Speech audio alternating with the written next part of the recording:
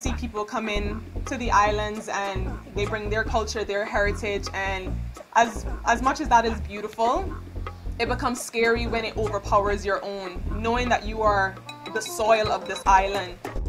Welcome to Pushing Your Peers Podcast, the #1 podcast show in the region for living a progressive and happier life. On this episode, I sat down with Eliane Powery, former Miss Universe Cayman Islands 2023 and a powerhouse advocate for preserving Caymanian culture. Eliane, who wears many hats, athlete, business owner, model, and influencer, shared her journey through pageantry and how it opened doors to numerous opportunities. Her radiant spirit and commitment to her heritage truly shine in this conversation. So sit back, relax, and let's get ready to push some peers.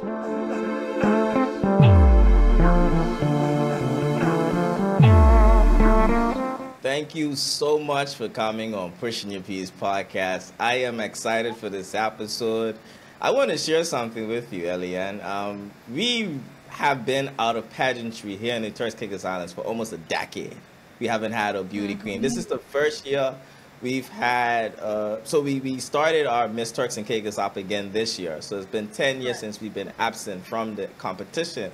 So we are cheering on our queen, which is Renee Meyer. She's actually over there already. Yes. Yeah. But I'm pretty sure she's gonna watch this episode when it airs. So I want you to share some advice for her as she's preparing for Miss Universe. And I'm pretty sure it will be on the same week that this episode airs as well. So share some advice for her. I'm heading into the pageant. Honestly, the best thing I can say is to be your most authentic self, because I feel like the judges, the contestants, your pageant sisters, they will know what is real, what isn't. And I think to get the most out of your experience, tapping into who you are and giving that to those around you is truly what makes the experience one of a kind. I would hate for you to come back to your islands and feel like you went to Miss Universe to be somebody else. And that would be my #1 thing. And I also want to share this with our current queen as well, Miss Universe Cayman Islands 2024, Reagan Ruddy as well, to remember that and to always put your country first. Do what you can with what you know best in this moment. You might come back and feel like, oh, I wish I did this then, I wish I knew that then, but you're doing what you can now with what you have and what you know, and that is enough right now. I would say to have fun, enjoy it. It will go by really fast. You're going to look back and it's going to be surreal. You're going to be like, I went to Miss Universe, me.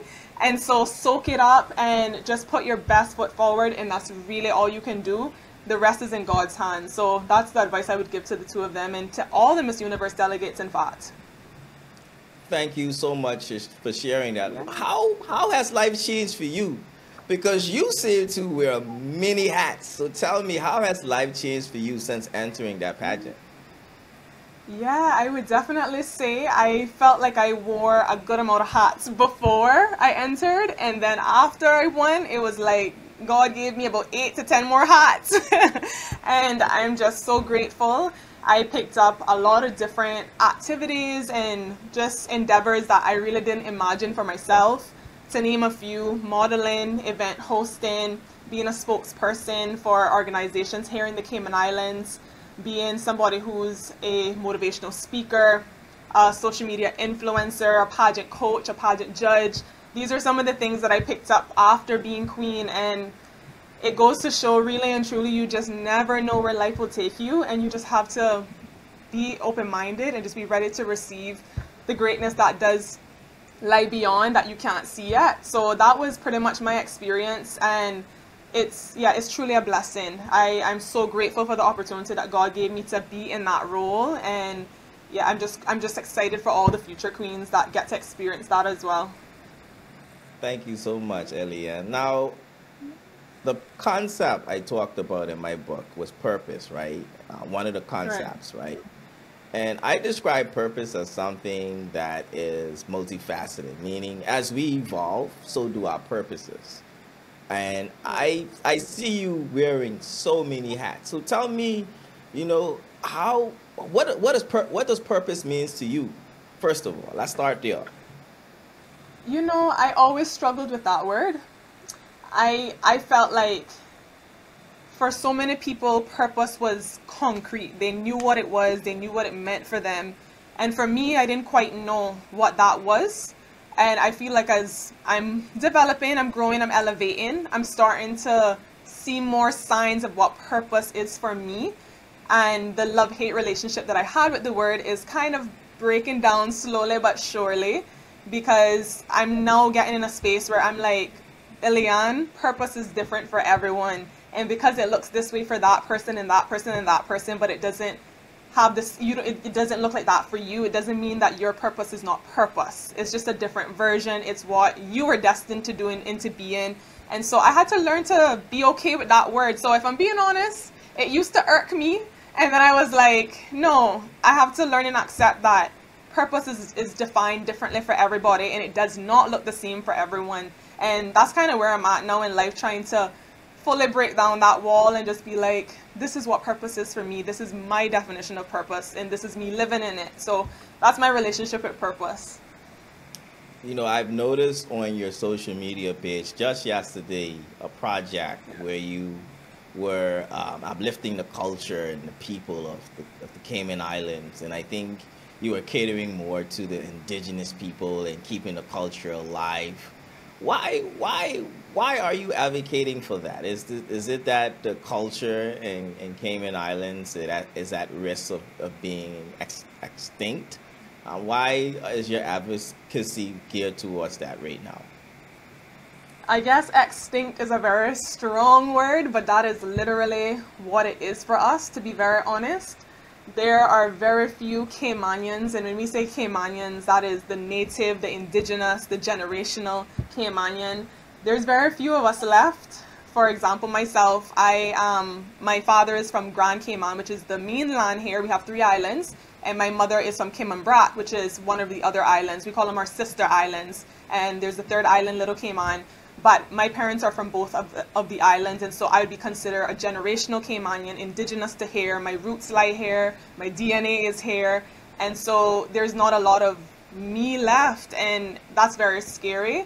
You see people come in to the islands and they bring their culture, their heritage, and as much as that is beautiful, it becomes scary when it overpowers your own, knowing that you are the soil of this island or these islands. And so, yes, I can say, unfortunately, Cayman is in a place right now where the indigenous people are getting less and less and less, and there's not much. You can literally start counting on you feel like you're counting on your hands. And so for me, doing that project is so important because I want to highlight that we're still here.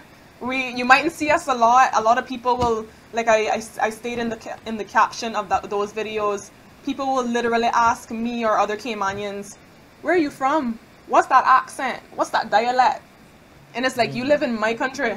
You're here and you don't even know what the natives sound like. So for me, it's like, no, this project, I have to highlight that our people are here. We are still here. And that is the main message, and to highlight how we talk, what our experiences are as Caymanians in the Cayman Islands. And I want people to really take that in, receive it, and almost gain more respect. You're here in our country. You need to recognize us as people and who we look like and what we sound like, and put some respect on our name, almost, so to speak. So that's one of the main reasons that I started that project and continue to do it. You know, I relate to that so much because we are facing the same problems here in the Turks and Caicos Islands, and I think it's a lot more extreme in Turks and Caicos. We are literally the minority population here now, so I resonate with that, and you have my support. I enjoyed the video yesterday, and I can't wait to see more. Because I might even copy some of those concepts as well. So that's okay. I don't even listen. I don't even call it copying. It's called inspiration. It's called inspired. So I'm happy to help inspire another Caribbean person that is experiencing the same thing. Go ahead, do it. Go ahead. I love it. Absolutely love it. And you know, I want to dive now into how Eliane became Eliane. You know, from the early partnerships that shaped you. You know, because partnership is something I talked about in my book as well. We don't get through this life alone. There's always somebody in our corners, mentors, One person that would have said that one word or one Yep. phrase that shifted our whole perspective on Yep. life. So tell me about the person who made you believe that you could be a beauty uh, queen. So for me, I wasn't always a beauty queen. I definitely was more of a tomboy. Everybody, I feel like everyone in the Cayman Islands will know that message by now. And I definitely did not come walking in heels, wearing makeup, looking girly, girly, feminine. I came from a very, yeah, looking very, you know, ready to fight if I needed to fight, in my opinion, compared to who I am now, is what I'm trying to get at. So I've definitely transformed into a more feminine individual since my younger days. However, I I don't lose value, or I don't lose sight of the fact that that version of me was necessary for this version of me. And it makes me see the contrast between the two and appreciate the difference between the two, and to see the growth. And so here in the Cayman Islands, growing up, it was being barefoot, wearing, so no shoes, outside, climbing trees, down by the Iron Shore, always like on the beach, outside with the chickens, with the cows that my family owned, like, you know, literally tomboyish, dressing in boy clothes, basketball shorts, baggy shirts, like literally Jordan slippers with the socks in there. That was who I was. And then I started to develop mentally, and I knew that I wanted to become a more feminine version of myself. And so I always wanted to do Miss Universe Cayman Islands. I just didn't feel like I was the person for the job, in the sense of the physical aspect of it. I wasn't feminine enough in my head, and I didn't think I could get there. And so I wanted to enter for a very long time. I went to a lot of the pageants here in Cayman and felt inspired, but just not too brave enough to enter, until eventually in 2020, I was going to enter. I actually applied to be Miss Universe Cayman Islands, but of course, we know COVID came around and said, no, you're not, that's not your year. And so I didn't enter because there was no pageant that year. And then in 2023 is when I ended up reapplying, got in, won. Praise be to Jesus. He said, it's your time now. And that's literally how the story went. So from tomboy to pageant girl, and the story continues. No, but I want to know now your support system, the persons who were pouring into you. Tell me about that. How Yeah. did you even build the confidence? Because you talked about being a tomboy. So there had to been someone telling you that you could be a girly girl and go inside this competition and really, you know, do your thing. So walk us through that. I don't think I had anyone really encouraging me to do it. From my memory, and I forgive me anyone watching this that knows me or is in my life personally, I don't recall having a person that really like pushed me to enter. But that didn't mean that they didn't encourage me when I said that I wanted to. So if that makes sense, you know, I still had them there in my corner. It wasn't that it was just being pushed from the start. And so those individuals that continued to support me when I did make it clear would include my immediate family, so my sister, my mother, my father, and, you know, other family members that are connected there, brothers, aunts, uncles. But the immediate three was really my support system, my village as we call it. Those are the people who had my back, who made sure that I was good, who were just listening ears if I needed to vent, and just kind of made sure that they were my anchor through the process. So I give my deepest and my most like abundant flower package to them. They were definitely those individuals that kept me seen and anchored. So yeah, I would definitely say those were my village. What is a misconception you had to challenge when you won Miss what was it? Miss Universe Cayman Islands. Miss Universe Cayman Yeah. Islands 2023. What was a misconception you had to challenge or confront? I guess for me, the immediate thing that came to mind was the perception that pageantry is all about glitz and glam. I think for me, because of coming from that journey of being a tomboy to now entering this feminine era and wearing makeup and wearing heels, I knew within me I wanted to still showcase little bits and pieces of who I was in the pageant world, and to show I might not always wear makeup in this journey now. I might not always wear heels. I might not always dress up, but the internal the Eliane who's making an impact in the community, who has a good personality and knows how to deal with people, how to communicate with people, how to interact, and to really just connect with everyone. I wanted that to shine more than just the external. Before I went in, I remember saying natural beauty. I wanted that to be my message. Like years ago, before I entered and winning, I knew that that was like something I wanted to carry. But I was like, the perception is just glitz and glam. So is that going to be received well? Not just in Cayman, but internationally. And I felt like I wanted to champion that because I wanted people to see my curls. That was one of the reasons I kept my curls out as well. Have curly hair, big hair, like, love that. You don't need to always wear makeup. Embrace that. And so I tried to champion that through living it myself and just hoping that it would change that perception and that idea that people had about pageantry. And I hope, and I think it touched some lives, you know. I mean, sometimes you just never know who you touch over time in terms of your message and your story. But I pray that my choice to go against the grain and to try to be a little different in that way touched at least one person. So that's pretty much what it was for me. You know, you touched on something, and I've had a guest on, and we spoke about the natural movement. There was a period where I think it was like 2010s, mid 2010s, so everybody was growing out their natural hair, and it was a thing. It was a thing, yeah. How important is that to embrace your natural beauty as a woman? I think it is so important.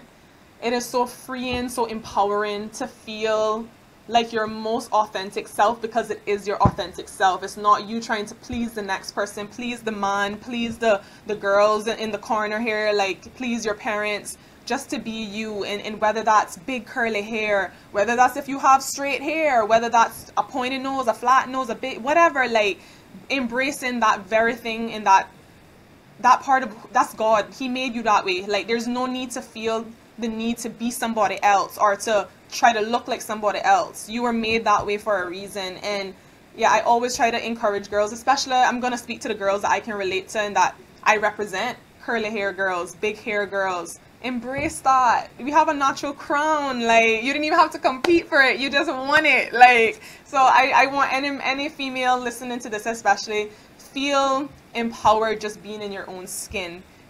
There's only one you. There's only one you. Nobody else can do it like you, say it like you, be it like you. So just love you. Thank you so much, Eliane.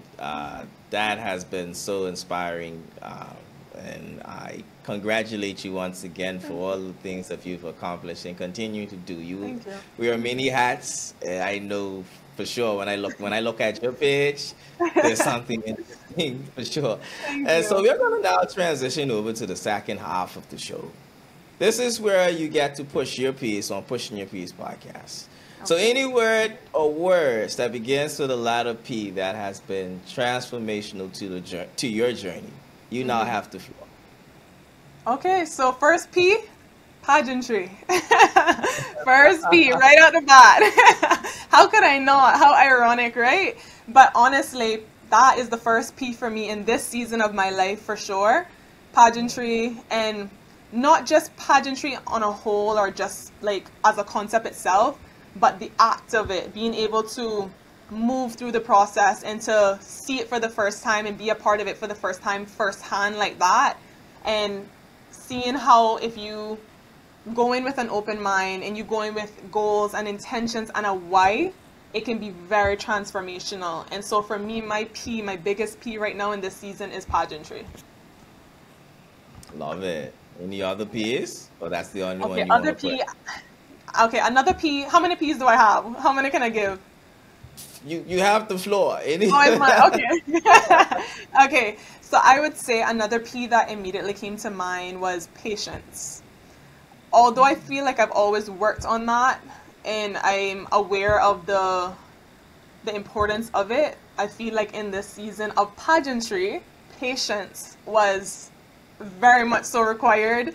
You are surrounded by individuals in an industry that can be toxic, can be supportive or make it seem like they're supportive but are not, or you're around people who constantly put the pressure on you, that should be my third P.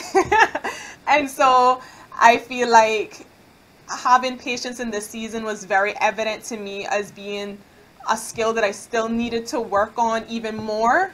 And I'm glad for the opportunity of pageantry to pull that out of me. I feel like everything that you do in life, everything you go through, pulls something out of you, whether it's a realization or not. You know, you kind of like, okay, that's something else I need to work on. And so, yeah, shout out to patience in this season and for executing at sometimes and not sometimes, you know, give yourself grace. So that would be my second P. Pressure was the third P. Or in Cayman, we say pressure. We don't say pressure. So, like, for me, the pressure in this case would be, like I said, like I tell you, pageantry is my main P because the pressure in this season goes right back to pageantry again.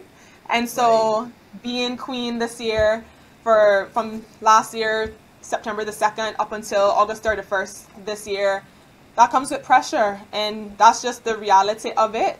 But it's how you deal with it that really, really matters. And so if you're somebody who has a good attitude, a good mindset, a good approach, that pressure is not as daunting.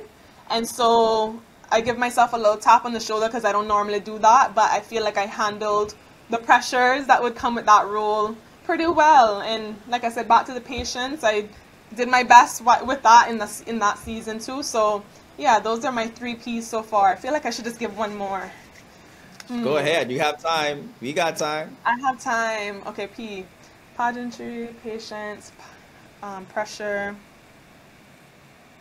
Can you pose the question again in the way that you want the P to be explained so that I make sure I choose the best P? You want me to... the P's too. So these P's are transformational words that improve your life, bring you happiness. So yeah, we pushing P's, we pushing pushing P's. Yeah. Yeah. All right. I would say people, and for me, people this time is connected again to pageantry, having the support of my Caymanian people, and not just my people in the Cayman Islands, but I had some international supporters as well. So in this season, I couldn't do it without those people. I couldn't do it without those. You're doing a great job. You look amazing. You represent Cayman so well. We're happy to have you as our queen. We're so proud of you. Like, without the people, I don't know how enjoyable the journey would have been. I don't know how possible the journey would have been. And so shout out to the people. That's my fourth and final P. I appreciate it, Eliane, and thank you so much for pushing P's or pushing your P's podcast. Ladies and gentlemen, we have in our presence today royalty, and we also have princesses that's watching this as we speak. And I want you to give advice to your younger self, that 16-year-old self. What advice would you give 16-year-old Eliane? Immediately, I would tell her to do all of the things that you want to do, even if people are going to judge you. Who cares? If you want to run track and field and you come last in that race, still run it because you want to run it. If you want to do acting and people think you're weird for putting on facial expressions, so what? Go and act. And whatever it is that your mind or your heart feels like it's being drawn towards, do it, even if it is one time. And do not let the fear of what others think about that choice and how you look while you're doing it, as long as it makes sense to you and it brings you fulfillment, that's what you need to do. So I would definitely echo that and I would put that in so hard in her head if I could again. But God has me here right now, and we proceed with what we know now, and here's to the future, God's willing. Profound. And now I want you to plug your handles in, because you give that beautiful advice, and I want people to be able to find you. Not only your handles, but promote whatever businesses you got going on too, because they probably want to support you as well. All right, thank you. So my first handle would be from my personal page, our Instagram page. So that's Eliane Powery. That's ILEANN and then Power with a Y. So Eliane Powery. On TikTok, it's the same thing, but in between my first and last name, there's a period or a full stop. So you can follow me on TikTok as well. I also have a photography business, and it's called iPow Creations. So that's IPOWCREATIONS. You can check out my work there, see what I'm up to. I'm getting back into the swing of things since pageantry, so stay tuned for that. And yeah, I'm open to anyone sending a DM, whether it's a pageant girl, just a regular girl who doesn't even care about pageantry. That's okay. I relate to that as well. Send me a message. I'm here. If you want to talk about life, about pageantry, send me a message. So thank you so much again, Leo, for having me. It was a pleasure, and it was great finally meeting you. Oh, for sure. It's been an absolute pleasure. Now, every guest on my show gets a spin-off question. Okay. Wouldn't be a guest on Push Me Peas if you didn't answer a spin-off question. So, are you ready? As ready as I'll ever be. Which meme? Oh, Lord. I'm not ready. I'm not ready. I'm probably going to pop the meme up, too, when you say it. Oh, gosh. But which meme represents your life? Oh, my gosh. This is going to sound so bad, but I can't think of any. Okay, can you give me yours? And then maybe that will spark a thought of which one represents mine. Oh, boy. That's a tough one. You see? You don't like it. I'm glad it caught you off guard. I don't even know. Okay, let me see. I don't know why this came into my head, so do not judge me. But there was a meme of this little a little boy. I don't even know how to describe how he looked, but I think he had on like a green and white top, and he had his fist up. And he was like scrunching his face up. I can't remember what that was about, but anyways, that went around for a while.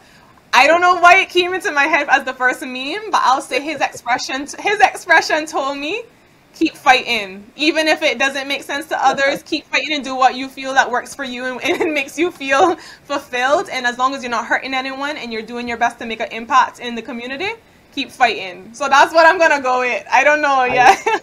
I love it. You gotta tell me that if you can find that so I can like pop it. I know. I wish there was another one I could think of. Oh my gosh. Nah, but Eliane, thank you so much for coming on and putting me on a hot spot. Nobody's ever spun the question back to me. Listen, maybe I should do my own podcast. This is episode 22. We're 22 episodes in, and you're the first one to do it. So really, yeah, that's all. So, ladies and gentlemen, we have with us. I won't just say a beauty queen because she wears so many hats. I would call her a creative because I feel like she's still mapping out her legacy, and she's off to a phenomenal start. And Eliane, I wish you the best. Thank you. Continue on your journey. Do you have any final words before we close out? I would say to find your why. So to anyone listening, find your why. Learn who you are so that no one can tell you any different. You know who you are. And trust God throughout the entire process. And I feel like if you know those three things, you're well on your way. Just do your best. Life is challenging, but it can be also very beautiful. And a reminder to myself while I'm giving you this message, don't take life too seriously. I feel like I'm learning that as well. And learn to have more joy because there's so much more beauty in life than we realize. So those would be my words of encouragement to anyone listening. I love it. Learn to have more joy. Thank you so much, Eliane. Ladies and gentlemen, creative Eliane Powery. I know how I butchered her name this entire episode. Can I end with saying it then? let me log out. I'll log out. I am Eliane Powery, Miss Universe Cayman Islands 2023, and that is a wrap.